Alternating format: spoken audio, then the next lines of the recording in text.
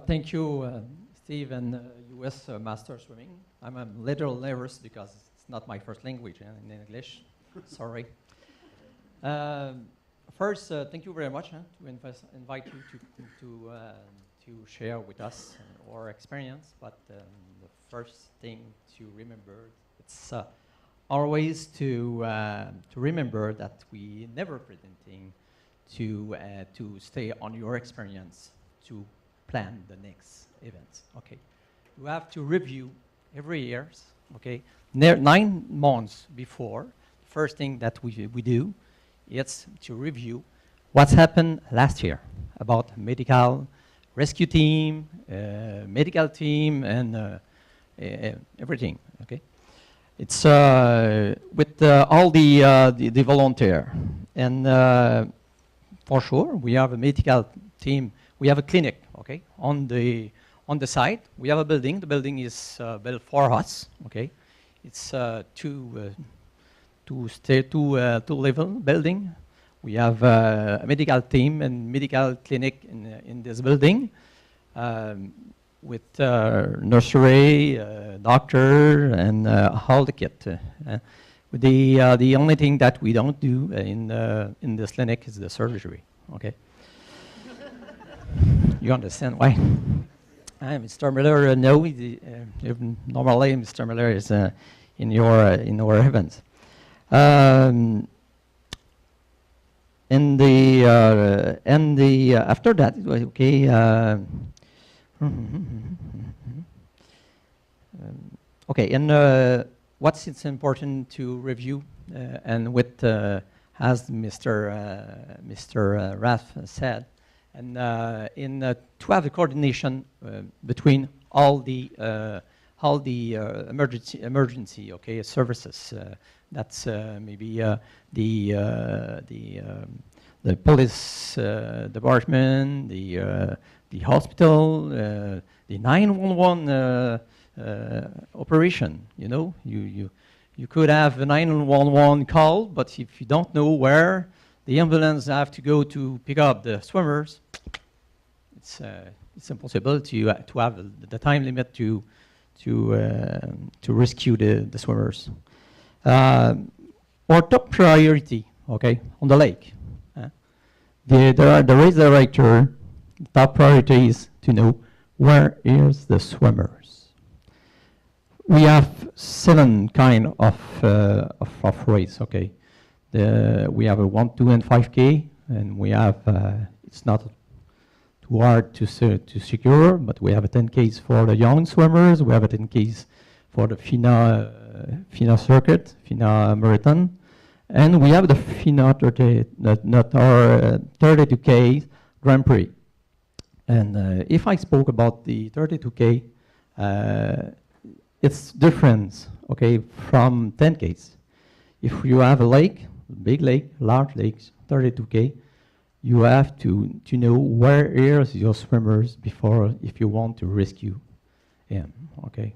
It's very important. And for that, many years ago, we install on every boat that follow we have a boat, escort boat for every swimmers, okay? If we have 25 swimmers, we have 25 boats with then follow the swimmers, but each boat have a GPS system unit, okay, to know where is the swimmers and where is the medical team, where is the rescue team, and with our system of communication, we can rapidly go where's the swimmers, then and we have to rescue.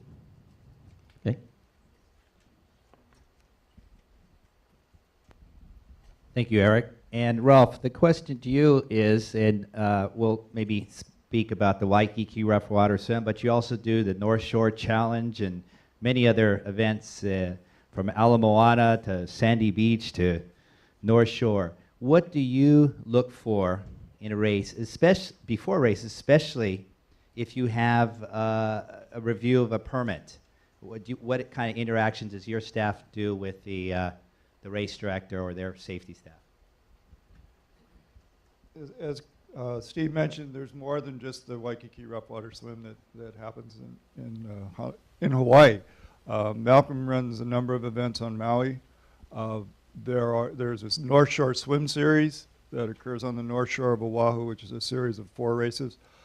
There's the Duke's Ocean 1 mile swim that happens during the week of the Duke celebration in August. So the permit process that Greg explained is real similar to what we do in Honolulu, with the exception of we don't run the events, we don't provide the lifeguards unless the event organizer wants to hire off-duty lifeguards. And there are professional lifeguard companies in Hawaii that actually do events. Okay, the U.S. Triathlon, the Olympic trials were held 2 years ago in Honolulu, and they hired a private company to do it, and they did it very well. You know, one of the concerns that we have in races and swims is the level of the participants' abilities. We've been out on boats, specifically at the rough water swim, where people, you know, not just in 2003, but people just aren't prepared for that distance or those conditions. We have literally people going backwards. Okay? So in one situation, we were in a boat. We came up to a woman who was obviously not going to make the 2-hour cutoff. Said, "Come on, lady, get on the boat." No, go away. Your boat smells. You know, we don't want to be here. And I said, "No, really, lady, get on the boat. It's for your safety." And she says, "If I get on the boat, I won't get a T-shirt." So, you know, what's motivating people? Okay, now the people that do swims are not all world-class swimmers like Shelley. Okay, you have everyday people that are doing these events.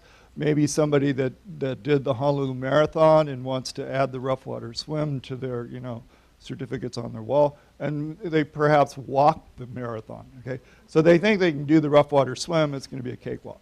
Okay, so the level of people that are participating in the events really concerns us. Okay, and then everything else goes back to the pre-planning and the prevention efforts that Greg alluded to. Thank you, Ralph. Jim, you do a lot of stuff, not only here in the Bay Area, but also around the world. We're actually going to skip because I think you've got a really interesting topic here. And Chris had mentioned the utilization of volunteers. So how would you, in all your expertise, what's the best way to prepare volunteers that are maybe Boy Scouts, that may be actually doing a race either in San Francisco Bay, on a river, and all the other 26, I believe, races that Pacific Masters Swimming do? How would you advise a race director to advise the race volunteers, including those safety people on the water, to prepare themselves?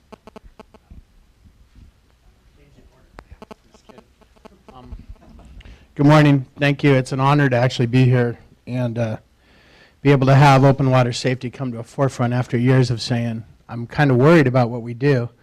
When I spent 6 years as the open water safety chairman for Pacific Masters Swimming, which there's some people in the room who've done that job also, and we sanction actually every single swim that Pacific Masters Swimming does, not that happens in the Bay Area.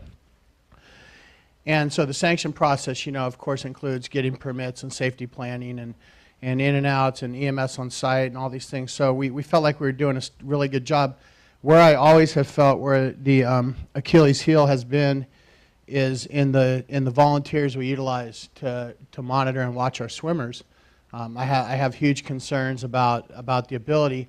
You know, in 20 years ago, it was, okay, how many people here own a kayak? Okay, you're all going to be our safety crew. And bring your kayak out and come on out, and we'll set you around on the course and watch everybody, and we should be good. You know, we have 30 more kayakers this year than last year. Well, you know, exactly. You know, you want to do it right, you know, put them through USLA open water safety training. Make them lifeguards, make them, and I'm not here because, you know, I think the first thing I'd tell volunteers onshore and on the water is to make sure they understand they're one team.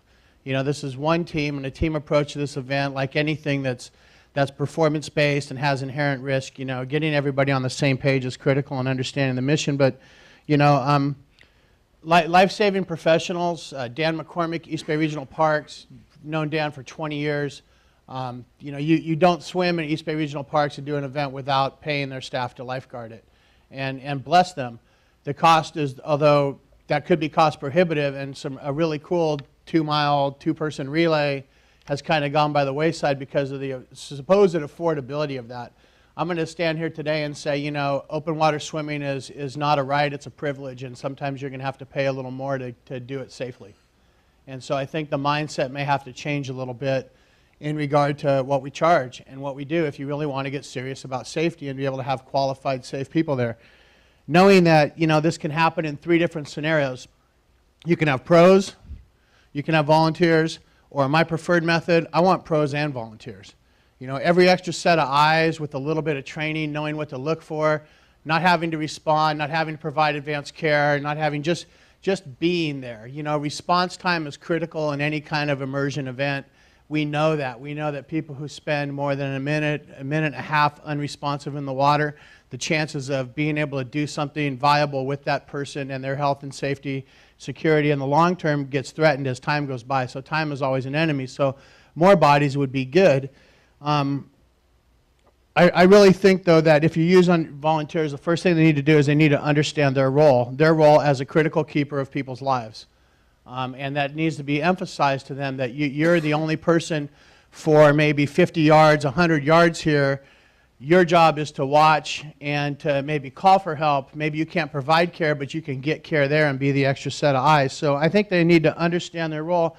And then I think a really tricky thing to teach a volunteer is how to stay out of the way but still be there, right? I mean, has anybody ever been hit with a kayak paddle when they're swimming? It does not feel good. I remember doing Trans Tahoe one year, and it was when it was still longer. It was still 13 miles before they shortened it, and about 3 o'clock in the afternoon with a great group of swimmers, and I'm watching this boat next to me that's supposed to be next to me going up in the air 10 feet and hitting and slamming, and I kept swimming away, and they kept following me. And I'm like, guys, I'm 20 yards over here. It's okay. You see me, I see you. Just don't get so close. You're worrying me. So how to be there but not be in the way is another thing that you really need to teach people to do. It just doesn't come naturally. They want to be engaged, so they get too close. Very unsafe. I think recognition is huge.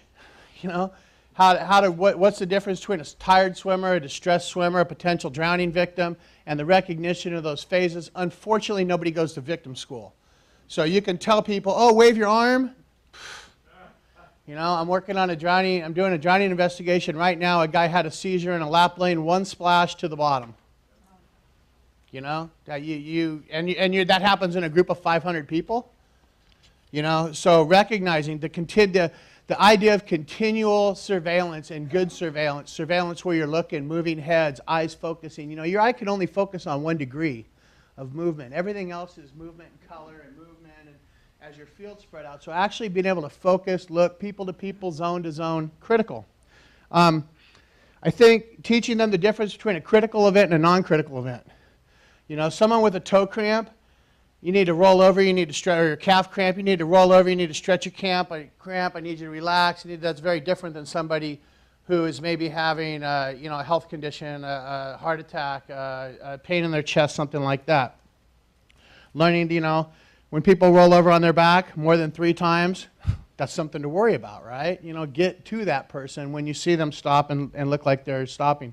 The other thing that I worry about is so they're volunteers, so they're not used. When you lifeguard, the one thing you learn, I remember sitting in beach towers for years, and someone would come up and talk to me, and they'd start talking to me, and I'd talk back to them, and they'd be like, why aren't you paying attention to me?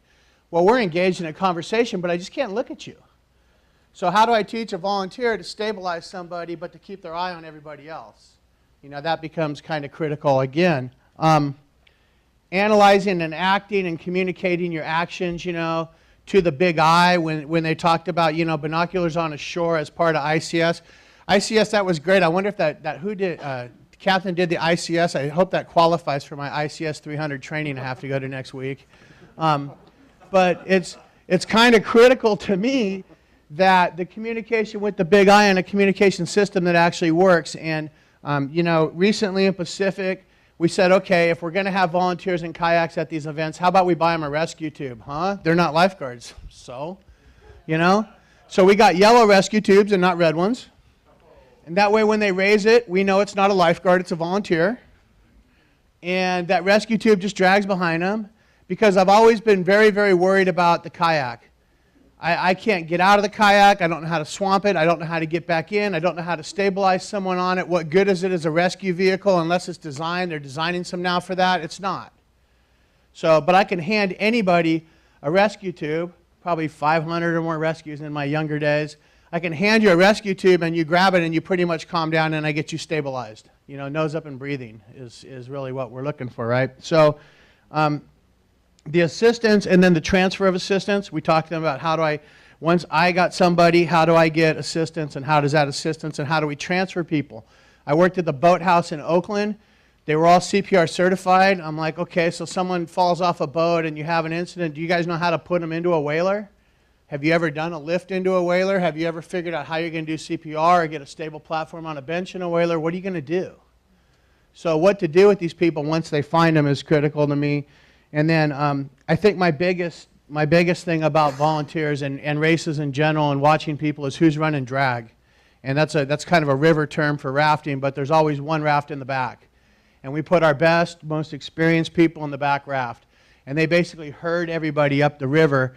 And when I was talking to Dan and people earlier, you know, putting the best people in the back, having someone in the back who's got a good grip, staying with the people who, and not always, people in the back don't always need the most help. They might just be older and maybe not going as fast as some other people. So the ability to discern that, and those are all things I worry about with water volunteers, and it's just so nice to be here on Saturday morning. Hallelujah.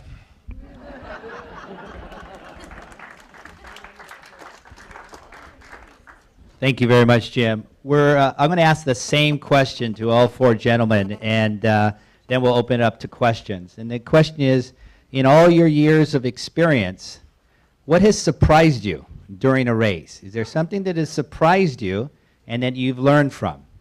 And Jim, I'll put you on the spot again.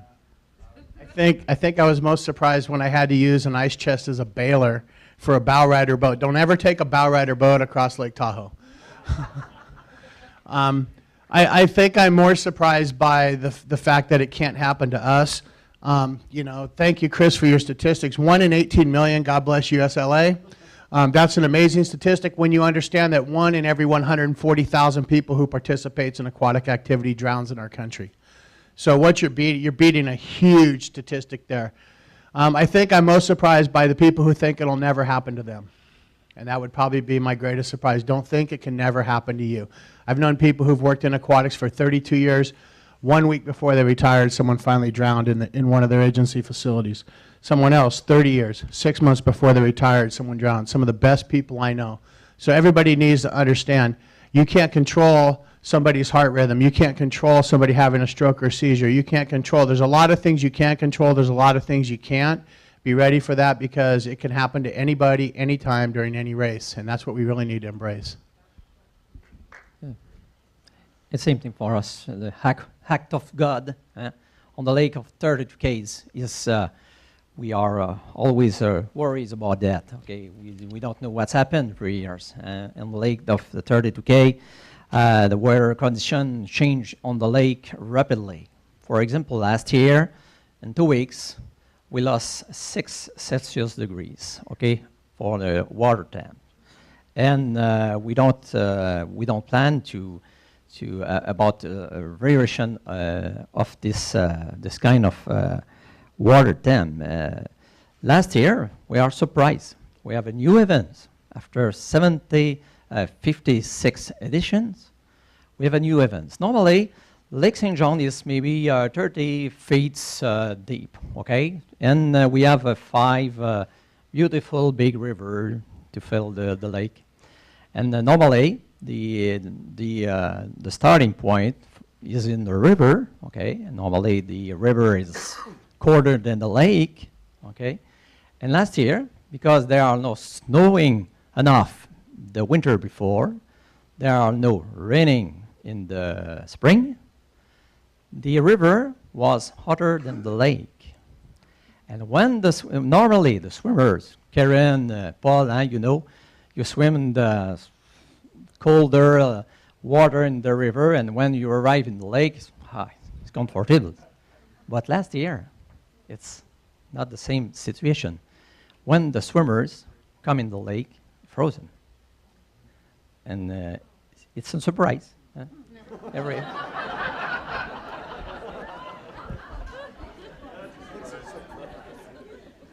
Well, keeping with the same theme, my biggest surprise, I think, in being a race director for 13 years for big shoulders has been hypothermia. Lake Michigan is one of the largest freshwater lakes in the world, and people don't appreciate how fast the water temperature can change. I put on our website in our entry form, water temperatures can vary from 60 to 80 degrees Fahrenheit, and people are like, come on, narrow it down, what are you doing? And I said, no, honestly, it can, and it can change in a matter of 2 days. If you spend any time on the lake at all, you know, if we get a big wind coming out of the southwest, it pushes all the warm water away from Chicago over to Michigan, and it creates the upwelling from the bottom, and the water temps will go from 76 to 59 overnight. So that's always been a big surprise. But the bigger surprise to me is the years when we're blessed, we have amazing glassy water, and it's 72 degrees, and the sun is shining. Oh, thank the Lord, we're not going to have to worry about hypothermia. Wrong. I assumed that most people were sufficiently endowed with thermal layers to withstand that, but as we've been talking about, the introduction of more and more varied people to our sport, primarily triathletes who have zero body fat, really lowers the threshold of dealing with the cold water and it increases the rate of hypothermia. And we've seen people go into the hospital on days when the water was over 72 degrees, and I was shocked. And you know, the number of blankets we had, the amount of hot water, all those types of precautions that we try to prepare in advance for, we weren't quite up to snuff because we weren't really thinking it was going to be that big of a problem. Now, we've learned from that. You know, one of the things that we're fortunate about in talking about race design in general, but it helps with hypothermia and maintaining adequate control of the course in general, are wave starts. We've taken a page from the triathlon book in that regard. We don't let any waves go that are bigger than 125, 150 people. We can manage it better. We can keep a better eye on people. We have a better sense of where people are in the water than if we had a herd start like they do at La Jolla. Yeah, I mean, a lot of us feel like that's real open water swimming. If you can't handle the start of 900 people charging into the water, go back to the pool. But honestly, from a race director standpoint, that's one of the things I think we have to step back and look at and say, are we adequately managing this? Can we control for all the conditions like hypothermia if we have that many people starting in a race at once? So things like that have surprised us, and we've tried to adjust accordingly. Thanks, Chris. After 30 years of doing this, nothing surprises me anymore. Seriously. We dealt with tsunami last week. We've dealt with multiple rescues. We've dealt with people going down in the Molokai Channel. And incidentally, you can take ICS 1 and 200 online. You can do it online. Okay, but you got to go to the class. Yeah, you got to go to class for this. Incident command structure is really important, and I can't overemphasize the need for that. I think one of the things that we've learned, though, over the years of dealing in lifeguarding, in public service, in management of a 250-person lifeguard operation, we used to think that, every tourist that got off the plane was stupid and dumb. And tourists don't know it. You left your common sense at home, and blah blah blah. People aren't dumb. People aren't stupid. And I think we've learned that. People need to be educated, and people need to be given good information so that they can make a decision of whether or not to do something. Okay. Signs that say don't do this and don't dive and don't jump and don't do this. I don't think they're very effective, and this is after 30 years of dealing with things like that. I think it's important to give people information, accurate, timely information, and enough information so that they can self-assess and make their own decisions. And I think if we've learned anything, that's one of the general things that we can share with you. Thanks.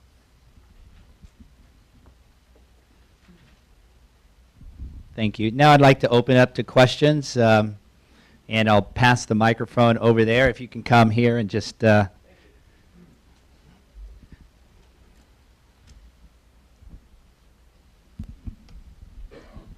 name is Ken McGregor.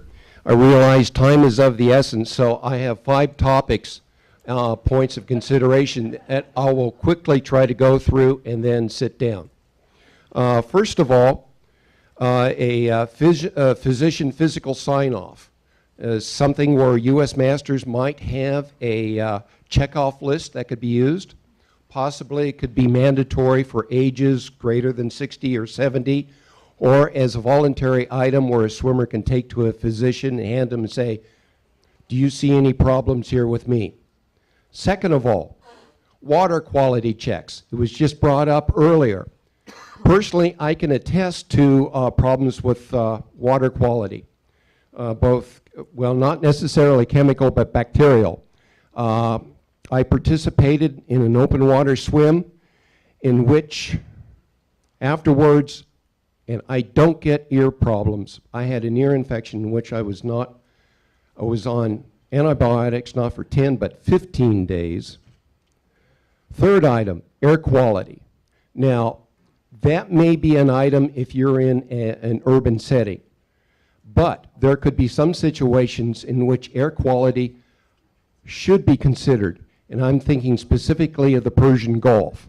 Now, we've talked about the warm waters there. Actually, water temperatures there can exceed 100 degrees Fahrenheit. But what's not known is that the level of air pollution, specifically ozone, can be extremely high, much higher than what you would experience in some of the worst days in the LA basin. Fourth item, some sort of a checkoff protocol for meet directors of open water matches. In other words, you have a list of things that need to be signed off before there is a go. Airline pilots have to do it before the airplane goes off. Engineers have to sign off it before a rocket goes off.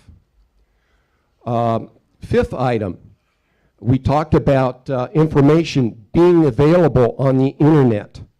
U.S. Masters may want to have a certain place on their website in which you can go to and easily find out atmospheric and water conditions, not only for that point in time, but maybe a 5-day forecast.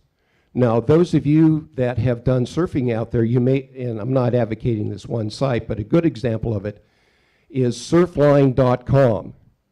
Now, this particular site utilizes observations, weather models, ocean models, and satellite data. And not only can you find out conditions for beaches in the United States, but you can also go to foreign countries. And my favorite thing is to go down and check out beach conditions in Brazil. Thank you. Well, Jim, you want to handle that? We got medical issues, water quality, air temperature, USMS sign-off, and water. My attention deficit disorder says I'm not sure. Actually, I think those are all valid points to sit and address them in the time we have. I think a medical checkoff is a great idea for anybody participating, and generally in a waiver, any kind of waiver will say, you know, I understand if you should consult a physician before participating in these kind of activities. That doesn't mean they do it though. As for weather and conditions, yeah, looking at the forecast for the time, and event organizers going back and looking at the history, Ralph's current models and atmospheric models, and you can get data back at the same place and the same point in time for, going back 20 years through NOAA. So that's another great resource. Dirty water, my only advice is don't swim in the bay at Cabo when you sail down there and think, oh, now I'm going to go for a nice swim because I got the worst bacterial infection in my sinuses I've ever had in my life. So water quality, the Tijuana, the river, after working down there, I can relate to that. So I think I hit them all on them. There's a lot of questions and all good points. Chris, I did want to ask you, at the big shoulders, do you do any pre-testing? You work with the city on water quality?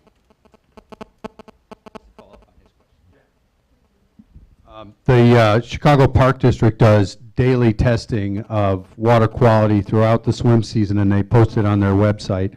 And beaches are closed periodically based on that. I mean, the biggest problem in Chicago, anyway, is antiquated sewage systems in certain municipalities. When we get a massive rainstorm, they'll actually open the locks and dump water into Lake Michigan, and that basically puts a freeze on any open water activity for at least a 3 to 4 day period until the lake can turn it over. They're working to adjust that. The biggest challenge, frankly, with water quality is the science of water testing that's available right now. Because if you test, the way it works right now is that they'll take a sample, they'll run it back to the lab, they'll culture it for 24 hours, and then they'll tell you, hey, yesterday when you were swimming, yeah, that was bad water. You're sick. Doesn't.